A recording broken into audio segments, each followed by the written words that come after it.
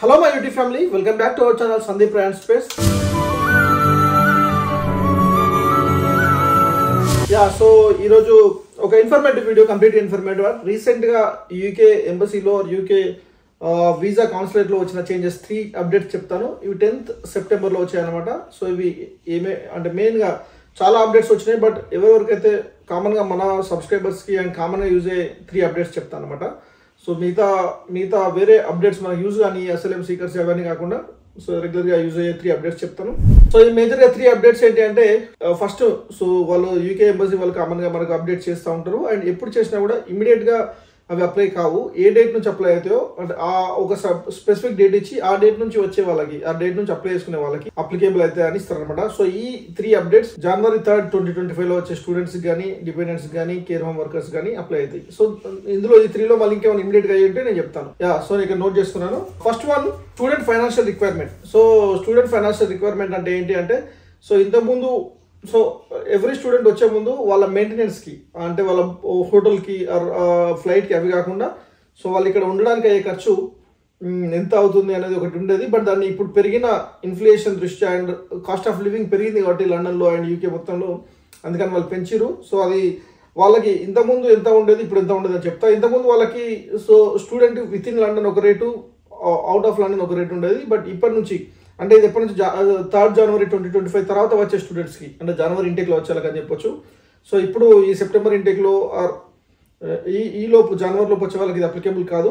వాళ్ళకి 9 monthsకి అయితే 9 months term అయితే 13,347 pounds అంటే ఆల్మోస్ట్ 14 lakhs వాళ్ళకి మెయింటెనెన్స్ ఖర్చు అయ్యేలాగా చూపించాలి.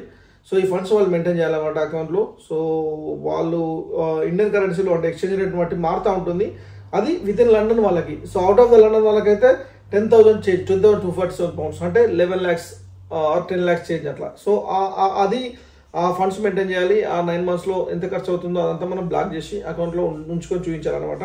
సో ఇది లండన్లో అయితే 13 lakhs change and almost 14 lakhs change. Out of London వేరే సిటీలో అయితే, యూకేలో ఉన్న వేరే సిటీస్లో యూనివర్సిటీలో మీ స్టూడెంట్స్ అయితే 11 lakhs చేంజ్. ఆ అమౌంట్ మనం సబ్స్టిట్యూట్గా మెయింటైన్ చేయాలి. అండ్ దీనిలో కొన్ని నోట్స్ ఉన్నాయి వాళ్ళు ఇచ్చిన PDF డాక్యుమెంట్లో. ఏంటంటే మేజర్గా సో మీరు ఇంతకుముందు వేరే వీసాలో యూకేలో ఆల్రెడీ 12 months ఇక్కడ ఉన్నట్టయితే మీరు ఈ ఫండ్స్ చూపించాల్సిన అవసరం లేదు. బట్ లేకుంటే డెఫినెట్గా మీరు ఇప్పుడు మాస్టర్స్ కోసం ఇండియా నుంచి యూకేకి ఇప్పుడే ఫస్ట్ టైం వస్తున్నట్టయితే డెఫినెట్గా ఈ ఫండ్ అకౌంట్లో చూపించాలి, మెయింటెనెన్స్ మనకు ఎంత ఖర్చు అవుతుంది ఫండ్స్ అనేది. And second, skilled worker visa. So ఇది అందరికీ అప్లికేబుల్ కాదు, బట్ ఎవరైతే ఈ ప్రాసెస్లో ఉన్న వాళ్ళకి ఇది ఇమీడియట్ ఎఫెక్ట్ అయ్యేది. ఈ ప్రాసెస్లో ఉన్న వాళ్ళకు ఇంపాక్ట్ అవుతుంది. ఏంటి అంటే స్కిల్డ్ వర్కర్ వీసా COS డాక్యుమెంట్లో సో ఇంతకుముందు ఉన్న ఆక్యుపేషన్ లిస్ట్లో ఒక పే రేటు అండ్ దాని ఆక్యుపేషన్ కోడ్ ఉండేది. అందులో కొన్ని కరెక్షన్స్ ఉన్నాయన్నమాట. వాళ్ళు అంటే ఎంబసీ నుంచే కొన్ని కరెక్షన్స్ ఉంటే ఆ కరెక్షన్ చేసి ఫిక్స్ చేసి ఎవరైతే లైసెన్స్డ్ అప్రూవర్స్ ఉన్న వాళ్ళందరికీ సో అందరికి నోటిఫికేషన్ ఇచ్చింది UK embassy or UK visa centre. దాన్ని SMS అని ఒక system, speculated messaging licensed messaging services అని ఒక SMS రూపంలో అందరికి నోటిఫికేషన్ ఇచ్చింది లైసెన్స్డ్ అప్రూవర్స్కి. సో అందులో ఉన్న ఆక్యుపేషన్స్ కోడ్ కొన్నింటికి ఎవరెవరైతే ఫిక్స్ చేస్తారనమాట, అంటే పే రేట్ను చేంజ్ చేస్తారు. ఇంతకుముందు మిస్టేకెన్లో వేరే రేట్ ఉంటుంది. సో దాన్ని వాళ్ళకు ఆ కోడ్లో ఉన్న ఆక్యుపేషన్ లిస్ట్ కోడ్లో ఉన్న వాళ్ళకి ఇంత రేట్ ఉండాలని ఫిక్స్ చేశారు. సో ఒకవేళ మీరు స్పాన్సర్షిప్ తీసుకుంటున్నట్టయితే అంటే ప్రాసెస్లో ఉంటే మీకు రిజెక్ట్ కాకుండా ఉండాలి అంటే మీరు సాలిసిటర్తో కానీ మీరు ఎవరైతే లైసెన్స్ అప్రూవర్ ఆ కంపెనీతో కానీ మీరు చెక్ చేసుకోవాలి. సో అందులో వచ్చిన కోడ్ నేను స్క్రీన్ షాట్ ఇస్తున్నాను ఇక్కడ. అందులో కామన్ కోడ్ ఏంటంటే 1251 1163 1253 1257 2462 3411 3413 ఇట్లా కొన్ని ఆక్యుపేషన్ కోడ్లో ఉన్న వాళ్ళకి ఇంపాక్ట్ అవుతుంది, అంటే వాళ్ళకి చేంజెస్ అనమాట. సో మీరు ఆ జోన్లో ఉండి అందులో managers, prison officers, police officers, artist, hair dressers ఇట్లాంటి ఆఫీసర్స్ అందరూ ఉన్నారు. మీరు ఆ జోన్లోకి వస్తే సో అంటే మీ ఎవరైనా ఈ ఆ లిస్టెడ్ ఆక్యుపేషన్ లిస్ట్లో ఉన్న వాళ్ళు కంపల్సరీగా pay rate, newly updated pay rate మాత్రమే మెన్షన్ చేయాలి. ఒకవేళ అది మిస్ మ్యాచ్ అయితే అంటే మీకు ఒరిజినల్గా వీసా వాళ్ళు ఇచ్చిన ఎంబసీ వాళ్ళు ఇచ్చిన ఆక్యుపేషన్ లిస్ట్ కోడ్తో పే రేట్తో కంటే మిస్ మ్యాచ్ అయితే మీకు మీ COSలో తప్పుగా ఉంటే డెఫినెట్గా రిజెక్ట్ అయ్యే ఛాన్స్ ఉంటుంది. కాబట్టి దానికంటే ఎక్కువ ఉండాలి.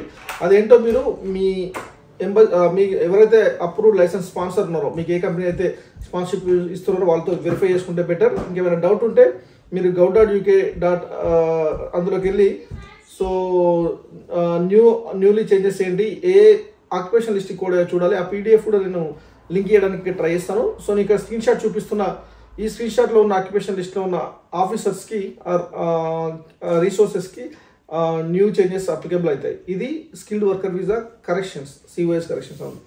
అండ్ థర్డ్ వన్, సో ఇది కేర్ వర్కర్స్ డిపెండెంట్స్. సో ఇందులో వాళ్ళ డిపెండెన్స్ ఆపరేషన్ నుంచి చాలా క్వశ్చన్స్ ఆర్ క్వరీస్ రేజ్ అవుతున్నాయి అన్నమాట, ఎవరికి ఎంబసీకి కానీ అండ్ UK లీడర్స్కి కానీ. సో దాన్ని బట్టి వాళ్ళు అంటే ఎప్పుడైతే కేర్ వర్కర్స్కి స్పౌస్ని అండ్ పార్ట్నర్ని అండ్ కిడ్స్ని ఆపేసారో అప్పటి నుంచి చాలా రిక్వెస్ట్ చేస్తున్నారు డిఫరెంట్ కంట్రీస్ నుంచి ఇక్కడ వర్క్ చేస్తున్న కేర్ వర్కర్స్.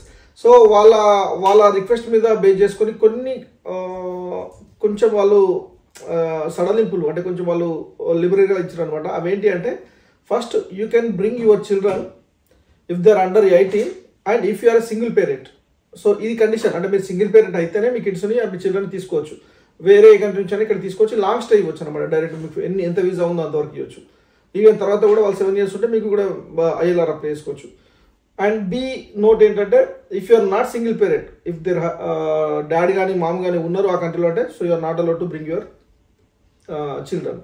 సో దీనికి ప్రూఫ్ ఏంటి అంటే వాళ్ళు ఎట్లా వెరిఫై చేస్తారో తెలియదు, మేబీ పోలీస్ వెరిఫికేషనా లేదంటే మ్యారేజ్ మీకు డైవర్స్ ఉందా లేదా వెరిఫికేషన్ ఎట్లా ఇస్తారు. బట్ ఇది రూల్ అనమాట. ఇది కొంచెం అంటే వాళ్ళు ఇంతకుముందు మొత్తానికి కిడ్స్కి చిల్డ్రన్కి అండ్ పార్ట్నర్కి మొత్తానికి ఛాన్స్ లేకుండా వేసినప్పుడు సో మేము single parent mom or dad మేము ఇక్కడ వర్క్ చేయాల్సి వస్తుంది, we don't want to leave this country but at the same time we have a kid of 3 years or 4 years kid in other country, వాళ్ళని చూసుకోవడానికి ఇప్పుడు ఎవరు లేరు అనే సిచ్యువేషన్లో ఉంటే you can bring your children if you're single parent అనే ఇచ్చారనమాట. సో ఈ 3 కండిషన్స్. సో మెయిన్గా student financial requirements and second one is corrections in occupation list in COS and third one is children dependent policy for care workers. So ఈ 3 updates మీరు ఎవరైనా applicable అయితే check చేసుకుంటారని ఆశిస్తూ, సో ఎందుకంటే COS reject కాకుండా ఉండాలి, రిజెక్ట్ అయితే మళ్ళీ ప్రాబ్లం అవుతుంది కాబట్టి సో చూసుకోండి. అట్లనే మిగతా అప్డేట్స్ ఏమైనా ఉంటే చెప్తా. ఇందులో మెయిన్గా స్టూడెంట్ ఫండ్స్ది 3rd January 2025 నుంచి తర్వాత వచ్చే వాళ్ళకి on are after 3rd January 2025 తర్వాత వచ్చే వాళ్ళకి అప్లికేబుల్ అవుతుంది. ఈ లోపు కూడా దానికి ఏమైనా అక్టోబర్లో నవంబర్ చేంజెస్ అయితే అవ్వచ్చు ఆ ఫైనాన్షియల్ రిక్వైర్మెంట్కి. సో మీరు అప్డేట్ చూస్తూ ఉండాలి. ఓకే, నువ్వు కన్న కలలే నిజమవుతాయి చూడు, అందుకే ఉన్నాడు ఈ నాన్నే తోడు.